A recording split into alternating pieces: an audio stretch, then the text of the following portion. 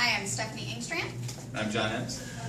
We are here at Elwood Thompson's for our Monday night series, Introduction to Swing, Week 1. Right.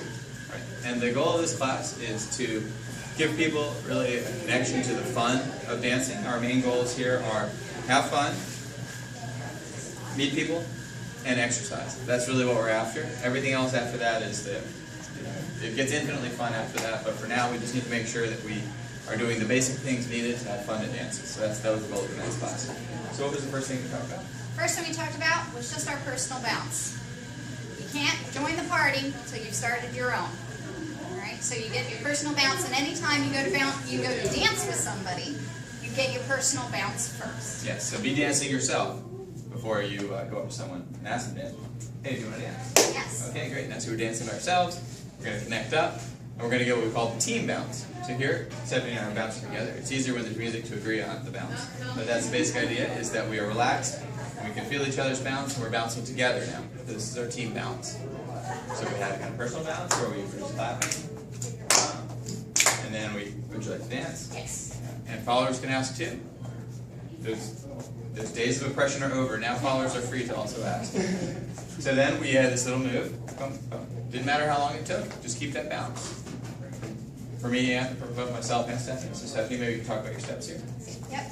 So as I go through this turn, I'm not pivot stepping. I'm actually walking through it. So that way I'm able to maintain my bounce. And you can take your time getting there. You do not need to rush it. Right. In this case, it happened. Stephanie and I were stepping together side to side. But even that doesn't matter. I don't have to take any steps. I can still lead this turn. But we have to keep the party going the whole time. Okay. Some techniques. Some things that we talked about is follows. You're just placing your hands within your lead's hands. It's nice and relaxed. Your arms are relaxed. And as John just showed, if we were let go, our arms would fall. So for leads, same thing. It's nice and relaxed. You're not gripping your partner, whichever side you're on. You're not gripping on your partner. Just nice and relaxed.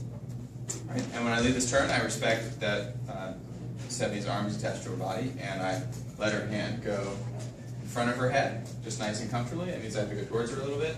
At the end of this, my hand is on top. If that's something I don't want, we just relax and let go and reconnect.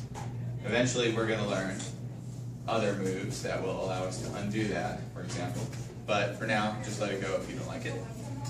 A couple other points. We want it to be that everything leads the follower here. So the right hand is also leading a little bit. It's not like a big chuck, but it's just also indicating, please, I'd like you to go into my arm. Stephanie takes your time. And the last thing that we're going to work on next week, that we didn't get a chance to really talk about too much, is that when the turn is over, we let our hand drop back down. That's important. Leads to indicate that the turn is completed, so we don't end up with like multiple turns. We just are going to have the turn is completed, or arm relaxes back down, and Stephanie lets that happen. So we'll work on that next week. Okay, that's it. Thanks a lot, guys. Thank you.